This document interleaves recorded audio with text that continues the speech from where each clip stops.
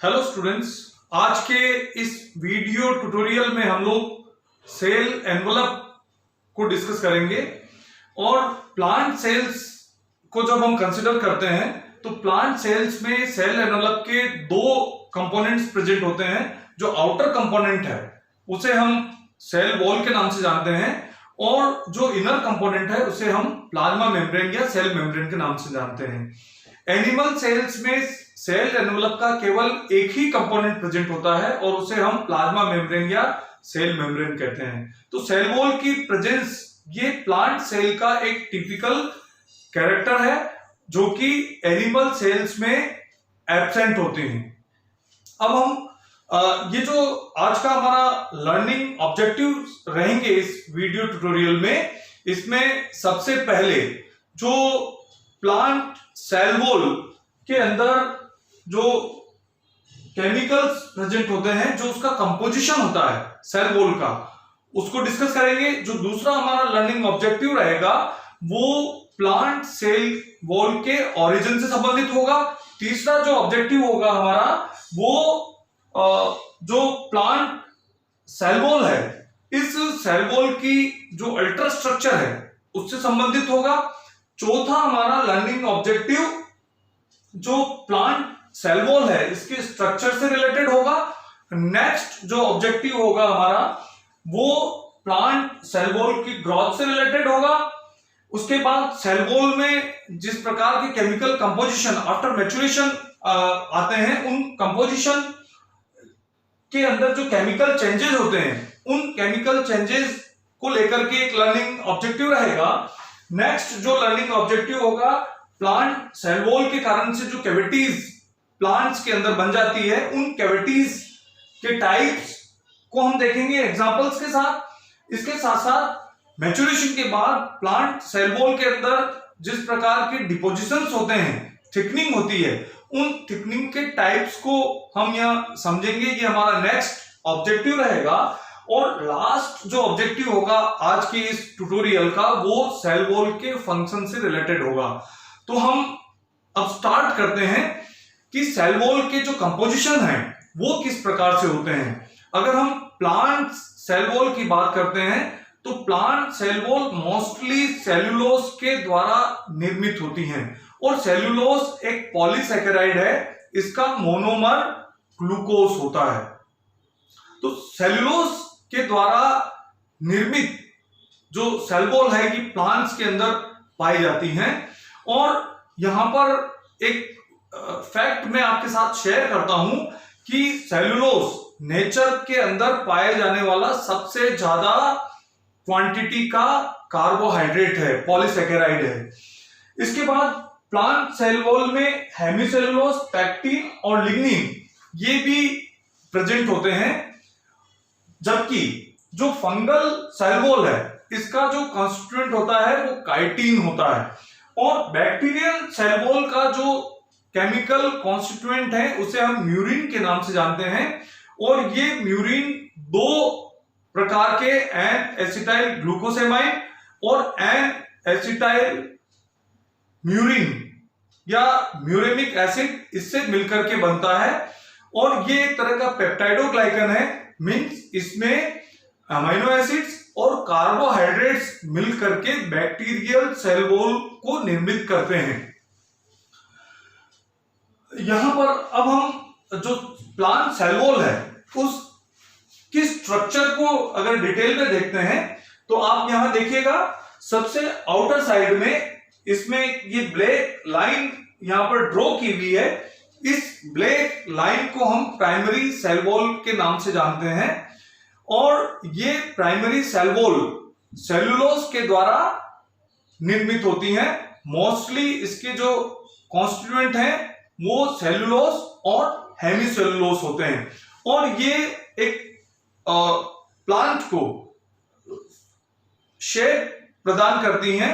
और इस primary cell wall से next towards plasma membrane, plants के अंदर आप ये देखिएगा ये डॉटेड स्ट्रक्चर है, थिक स्ट्रक्चर है और इसकी जो विड्थ है इट इज 4 to 10 माइक्रोमीटर तक हो सकती है।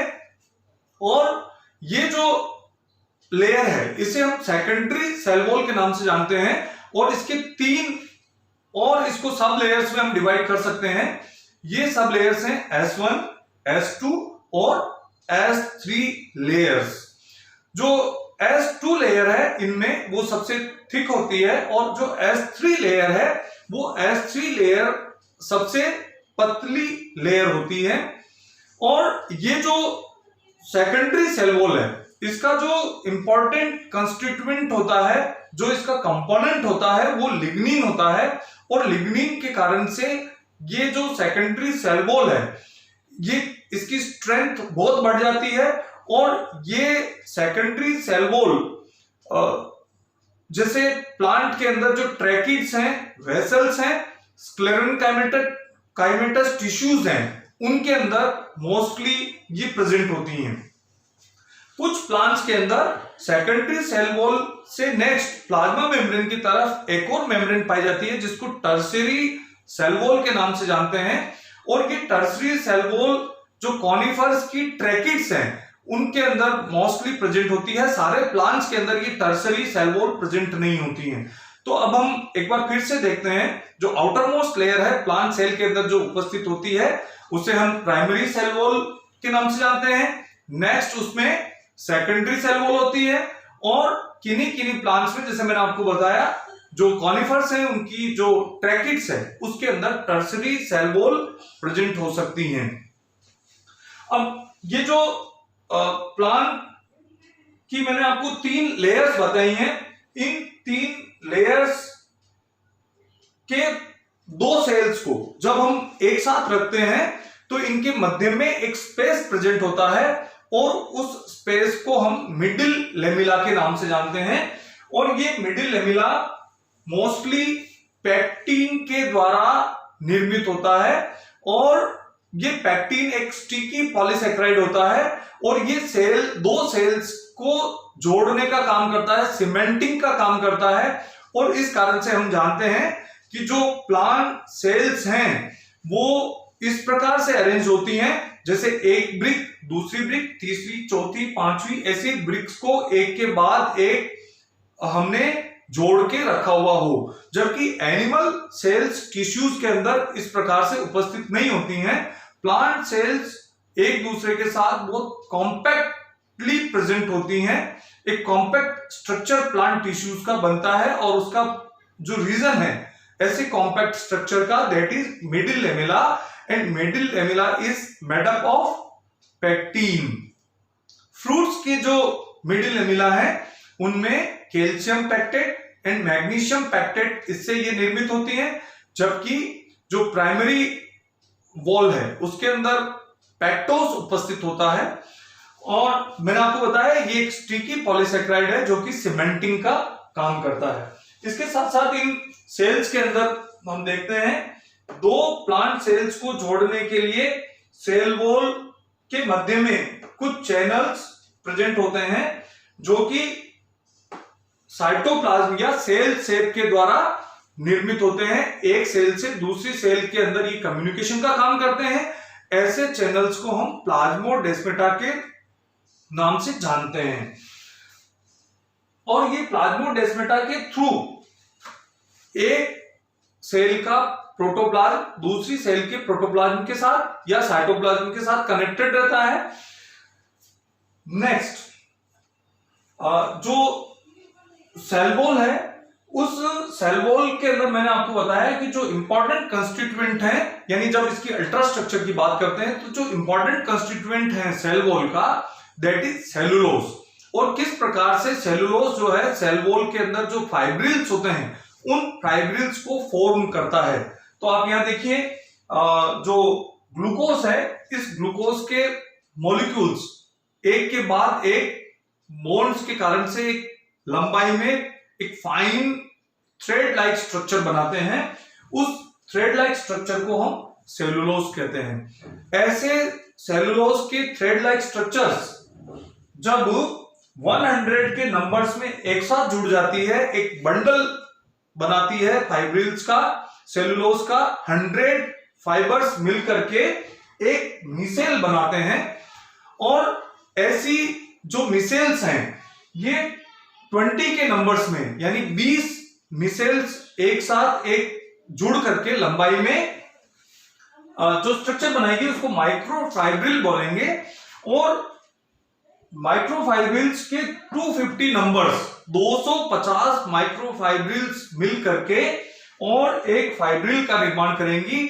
और ये फाइब्रिल्स जो सेलुलोज के द्वारा निर्मित हैं अल्टीमेटली सेल वॉल के अंदर कहीं पर पैरेलल कहीं पर ये आड़े तिरछे एक दूसरे के साथ क्रॉस होते हुए उपस्थित होते हैं और पूरी की पूरी सेल वॉल जिसमें हम प्राइमरी सेल वॉल मोस्टली है उसका निर्माण करते हैं।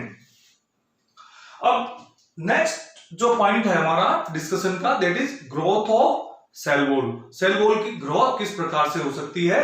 तो सेल वॉल की ग्रोथ दो प्रकार से हो सकती है। जो फर्स्ट टाइप है जिसके कारण से जो सेल अपनी साइज में वृद्धि करती है और उसमें एक पर्टिकुलर सेल वॉल की जो लेयर है वो स्ट्रेच होती है, तो बीच में उसमें स्पेसेस क्रिएट होते हैं और ऐसे ब्लैंक स्पेसेस में सेलुलोज या और जो कंस्टिट्यूएंट हैं वो वहां पर निर्मित होते हैं और सेल वॉल की साइज को स्ट्रेच के साथ साथ बढ़ाते हैं। इस प्रकार का जो ग्रोथ है उसको इंटरसेशन बोलते हैं यानी कणाधार वृद्धि। और जो दूसरे प्रकार की वृद्धि है सेल वॉल में उसको हम एपोजिशन टाइप की ग्रोथ कहते हैं और हिंदी में इसको स्तराधान वृद्धि भी हम कहते हैं। और इस स्तराधान वृद्धि के कारण से एपोजिशन के कारण से सेल वॉल की थिकनेस के अंदर वृद्धि होती है यानी एक लेयर बनी हुई उसके ऊपर नेक्स्ट लेयर और नेक्स्ट लेयर, इसका फॉर्मेशन जब होता है तो इस प्रकार की जो ग्रोथ होती है जो कि सेल वॉल की थिकनेस को बढ़ाती है उसको हम एपोजिशन के नाम से जानते हैं। सेल वॉल की ग्रोथ के बाद हम ये देखते हैं कि सेल वॉल का ओरिजिन किस प्रकार से होता है। तो ये हमने सेल डिवीजन के टाइम पर देखा है कि प्लांट सेल के अंदर जब दो डॉटर न्यूक्लियस बन जाते हैं माइटोसिस के अंदर, तो जो साइटोप्लाज्म है इसके बीच में एक सेल प्लेट का निर्माण होता है और सेल प्लेट के ऊपर एंडोप्लाज्मिक रेटिकुलम के जो रेसिडुअल्स हैं, जो गोल्गी कॉम्प्लेक्स वेसिकल्स हैं या और भी कोई रेसिडुअल सब्सटेंसेस वहां डिपॉजिट करते हैं और ऐसे डिपॉजिट होने वाले सब्सटेंसेस जो स्ट्रक्चर्स हैं उन्हें हम फ्रेगमोप्लास्ट के नाम से जानते हैं। और ये सेल प्लेट फिर सेल के आउटर साइड की तरफ ग्रोथ करती है और जो एक सेल थी वो फिर दो डॉटर सेल्स में डिवाइड हो जाती है। तो जो सेल वॉल है इसका जो ओरिजिन है ये फ्रेगमोप्लास्ट के थ्रू सेल प्लेट के निर्माण होने से कंप्लीट होता है। जो अब हम सेल वॉल के जो केमिकल चेंजेस हैं सेल वॉल के निर्मित होने के बाद कुछ उसमें जो केमिकल स्ट्रक्चर है सेल वॉल का उसमें चेंजेस आते हैं। ये चेंजेस किस प्रकार के हो सकते हैं? तो सबसे पहली प्रकार के जो चेंजेस होते हैं उनको बोलते हैं हम लिग्निफिकेशन। सेल वॉल के बनने के बाद उसमें जब मैच्योरेशन का प्रोसेस शुरू होता है तो ट्रैकिड्स और वेसल्स के अंदर पर्टिकुलरली या कुछ कॉलेनकाइमेटस सेल्स के अंदर और स्क्लेरेनकाइमेटस सेल्स के अंदर लिग्निन का डिपोजिशन होता है।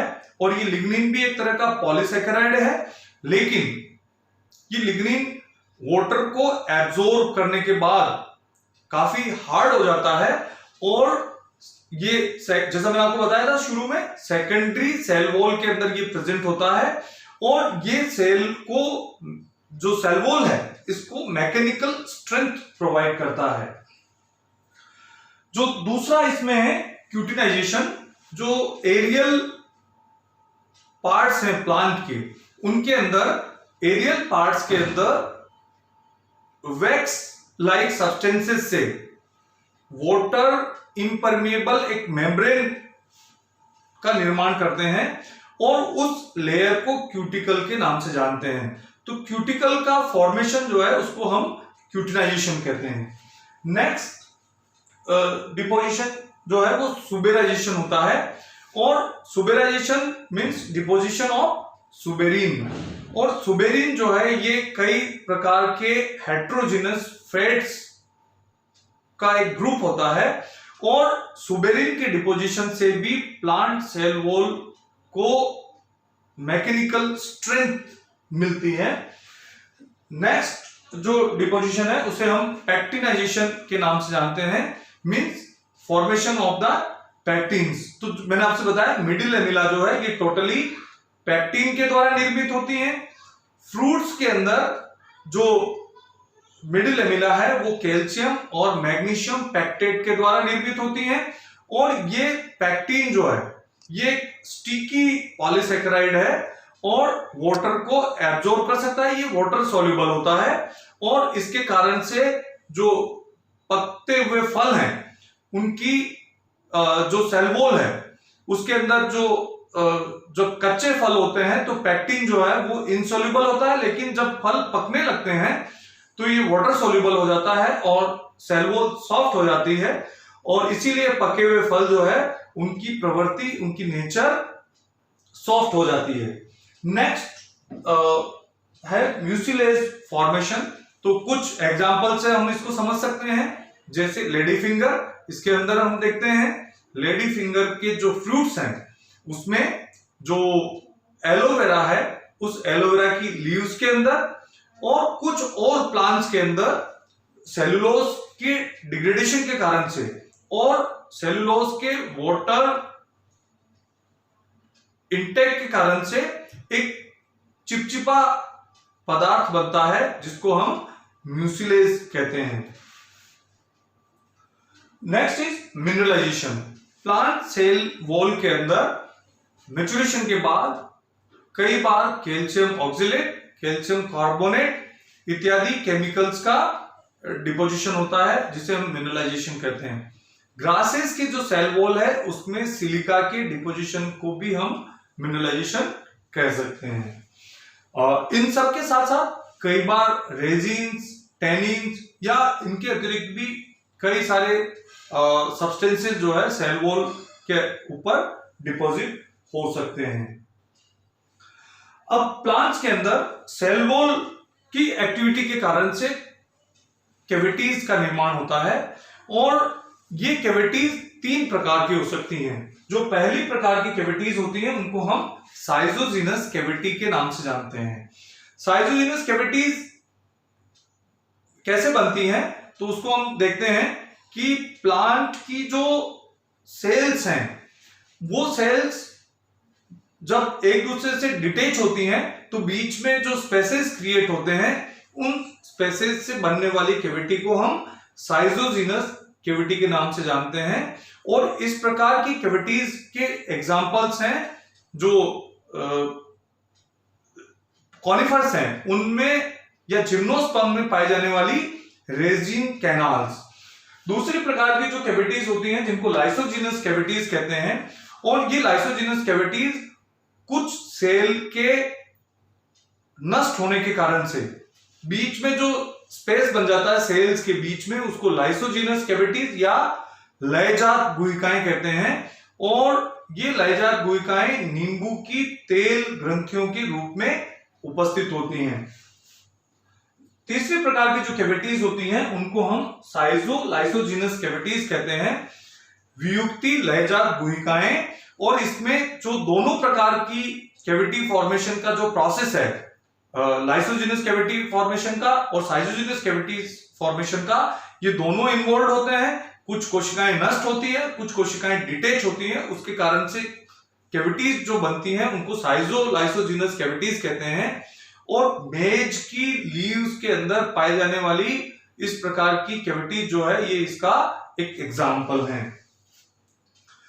अब हम एक और इंपॉर्टेंट एस्पेक्ट जो सेल वॉल से रिलेटेड है उसको यहाँ डिस्कस करते हैं और वो होता है थिकनिंग यानी डिपोजिशन या सेल वॉल की मोटाई में वृद्धि। तो जो सेल वॉल की मोटाई में वृद्धि है वो कभी भी यूनिफॉर्म नहीं होती है, बल्कि उसमें कुछ पैटर्न बनते हैं और उन पैटर्न्स के आधार पर उनको डिफरेंट हम नोमेनक्लेचर दे करके उनको उस प्रकार से जानते हैं। तो जैसे सबसे पहला जो थिकनिंग का प्रकार है उसको हम बोलते हैं एनुलर थिकनिंग या वलयाकार स्थूलन। ये स्थूलन लिग्निन के डिपोजिशन के कारण से बनते हैं। और जो ट्रैकिड्स या वेसल्स है, ट्रैकिड्स और वेसल्स के अंदर जब लिग्निन की रिंग्स बनती हैं और ये थोड़ी थोड़ी दूरी के ऊपर इस प्रकार की रिंग्स का निर्माण होता है, और जब हम इन ट्रैकिड्स और वेसल्स के सेक्शंस को देखते हैं या ऊपर की तरफ से देखते हैं तो इसमें हमें कुछ कुछ दूरी पर इस प्रकार की रिंग नुमा स्ट्रक्चर जो थिकनिंग की है वो दिखाई देती है, उसको हम एनुलर थिकनिंग के नाम से जानते हैं। नेक्स्ट जो थिकनिंग का प्रकार है वो रेटिकुलेट थिकनिंग होती है, और इसमें जो लिग्निन का डिपोजिशन है वो किसी एक स्पेसिफिक पैटर्न में ना होकर के आड़ी और तिरछी इस प्रकार की स्ट्रक्चर्स बन जाती है, और उसको एक इरेगुलर थिकनिंग के रूप में हम जब ऊपर से देखते हैं तो हमें दिखाई देती हैं। नेक्स्ट इज स्केलरी फॉर्म थिकनिंग, और स्केलरी फॉर्म थिकनिंग में हम ये देखते हैं कि कुछ जगह पर लिग्निन का डिपोजिशन हुआ, उसके आगे थोड़ी दूरी पर उसी के पैरेलल डिपोजिशन होगा लिग्निन का, फिर नेक्स्ट नेक्स्ट नेक्स्ट इस प्रकार से जिस सीढ़ियां होती है, सीढ़ियों के आकार में उसमें लिग्निन का डिपोजिशन होता है। इसको हम सीढ़ी नुमा स्थूलन भी कहते हैं या इसको स्क्लेरिफॉर्म डिपोजिशन भी कहते हैं। जो अगला प्रकार है डिपोजिशन का, थिकनिंग का, उसको स्पाइरल टाइप का थिकनिंग कहते हैं, और उसमें एक स्प्रिंग शेप में ट्रैकिड्स और वेसल्स में जब डिपोजिशन होगा लिग्निन का तो इसे हम स्पाइरल या स्पाइरल थिकनिंग के नाम से जानते हैं। और लास्ट एक और डिपोजिशन का प्रकार होता है जिसे हम पिटेड डिपोजिशन कहते हैं, और ये पिटेड डिपोजिशन दो प्रकार का हो सकता है, simple pitted deposition and bordered pitted deposition. यानी पिट्स दो प्रकार के हो गए, simple pits and bordered pits. Simple pits में लिग्निन का जब डिपोजिशन होता है तो ट्रैकिड्स और वेसल्स की सेल वॉल पर कुछ स्थानों पर डिपोजिशन होने से रह जाता है, तो जब हम उसको क्लोजली देखते हैं तो हमें ऐसा लगता है कि जो सेल वॉल है उसमें छोटे छोटे पिट्स उपस्थित हैं। अब इन पिट्स पर अगर बॉर्डर है तो उसको बॉर्डर्ड पिट कहेंगे, और अगर पिट पर बॉर्डर नहीं है तो उसको सिंपल पिट कहेंगे। ये पिट्स जनरली दो सेल के साथ पेयर्स में उपस्थित होते हैं, उनको पिट पेयर्स कहते हैं। जो बॉर्डर्ड पिट्स हैं, ये बॉर्डर्ड पिट्स प्लांट सेल के अंदर पेयर्स में प्रेजेंट होते हैं, और ये जब हम इनको इनर साइड से देखते हैं तो इनका डायामीटर कम होता है, और जैसे जैसे हम डेप्थ में इनको देखते हैं तो इनका डायामीटर बढ़ता चला जाता है, और ये फनल शेप होते हैं। जब हम इस प्रकार इस साइड से देखेंगे तो ये फनल का जो आउटफ्लो वाला एरिया है वो है, और ये इनर साइड में इनका जो साइज है वो बड़ा हुआ होता है, एक दूसरे के अपोजिट होते हैं, और इनके बीच में जो मेम्ब्रेन उपस्थित होती है उस मेम्ब्रेन को पिट मेम्ब्रेन या उसको हम क्लोजिंग मेम्ब्रेन के नाम से जानते हैं। उस क्लोजिंग मेम्ब्रेन के ऊपर एक स्पेशल प्रकार की थिकनिंग प्रेजेंट होती है जिसको हम टोरस के नाम से जानते हैं। और ये जो पिट्स हैं ये सेल्स के मध्य में, सेल के बीच में, दो सेल्स के बीच में डिफ्यूजन के प्रोसेस को फैसिलिटेट करते हैं, और जब डिफ्यूजन के प्रोसेस को रोकना होता है तो टोरस के आकार में परिवर्तन के कारण से डिफ्यूजन का प्रोसेस रुक जाता है। अब हम जो लास्ट इसका एस्पेक्ट है सेल वॉल से related, that is functions of the cell wall. तो हमने जैसे स्टार्ट से जब हम ट्यूटोरियल को सुनते चले आ रहे हैं उसमें हम देखते हैं कि इसमें लिग्निन, सुबेरिन, सेलुलोज और भी कई सारे केमिकल कॉन्स्टिट्यूएंट्स प्रेजेंट होते हैं, और ये सारे केमिकल कॉन्स्टिट्यूएंट्स सेल वॉल को मैकेनिकल स्ट्रेंथ प्रोवाइड करते हैं। तो इस मैकेनिकल स्ट्रेंथ के कारण से जो प्लांट्स का पूरा स्ट्रक्चर है, ये स्ट्रक्चर एक स्ट्रेट वे या जो भी प्लांट का शेप बनना है वो शेप इसके कारण से निर्मित होता है। और जैसा हम जानते हैं एनिमल सेल्स के अंदर स्केलेटल सिस्टम प्रेजेंट होता है, लेकिन प्लांट्स के अंदर इस प्रकार का कोई स्केलेटल सिस्टम प्रेजेंट नहीं होता है।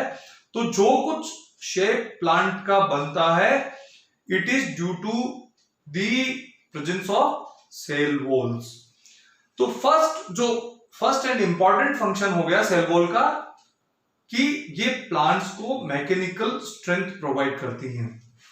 जो नेक्स्ट फंक्शन है शेप, ये सेल वॉल प्लांट सेल को स्पेसिफिक शेप प्रोवाइड करती है। जिस शेप में प्लांट सेल वॉल प्रेजेंट है उसी शेप में प्लांट की सेल का शेप होगा।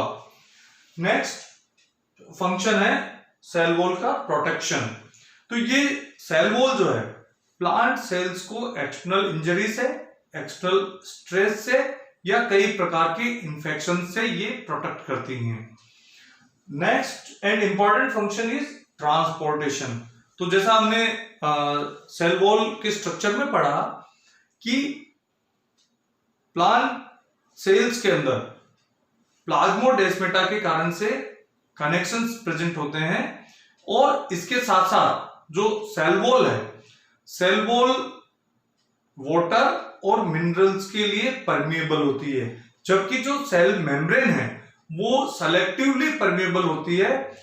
तो सेल वॉल जो है इसका एक जो फंक्शन है वो ट्रांसपोर्टेशन से रिलेटेड भी है। नेक्स्ट जो फंक्शन है सेल वॉल का दैट इज कम्युनिकेशन। प्लाज्मोडेस्माटा के थ्रू एक सेल दूसरी सेल के साथ कम्युनिकेट करती है। किसी सेल में किसी सब्सटेंसेस की एक्सेस के कारण, किसी में डेफिशिएंसी के कारण से प्लांट सेल्स के अंदर ये जो मटेरियल है, न्यूट्रिएंट है, वो एक सेल से दूसरी सेल में जा सकता है, दूसरी सेल से पहली सेल के अंदर जा सकता है। The next function is imbibition. हम सब इससे परिचित हैं। अंतःशोषण। बारिश के दिनों में, रेनी सीजन्स में हमारे दरवाजे, खिड़कियां ये फूल जाते हैं। क्यों फूलते हैं? क्योंकि सेल वॉल के अंदर उपस्थित सेलुलोस ये कॉलॉइडल नेचर का होने के कारण से वाटर को एब्जॉर्ब करता है और इसके कारण से कोशिका भित्तियां फूल जाती है और दरवाजे, खिड़कियां बंद नहीं होते हैं। और इसके कारण से अब हम ये जानते हैं कि कई बार ये इम्बाइबेशन जो है वाटर के ट्रांसपोर्टेशन का काम भी करता है। लास्टली हम ये देखते हैं कि सेल वॉल जो है प्लांट के कई प्रोसेसेस, जो फिजियोलॉजिकल प्रोसेसेस है उसमें भी हेल्प करता है, जिसमें ट्रांसपोर्टेशन का काम है, वाटर एब्जॉर्प्शन का काम है, ट्रांसपायरेशन से रिलेटेड वर्क है। ये फिजियोलॉजिकल जो वर्क है इनमें भी सेल वॉल हेल्पफुल होती है। तो एक बार हम जो आज का टॉपिक है हमारा उसको सम अप करते हैं। सबसे पहले हमने जो सेल वॉल है उसकी केमिकल कंपोजिशन से रिलेटेड जो पॉइंट्स थे उनको डिस्कस किए थे। नेक्स्ट हमने जो ultra structure of cell wall है उसको डिस्कस किया था। इसी ट्यूटोरियल में हमने सेल वॉल के स्ट्रक्चर को डिस्कस किया। फिर हमने सेल वॉल की growth, chemical changes, cavities, thickening और फंक्शंस को डिस्कस किया। So thank you very much.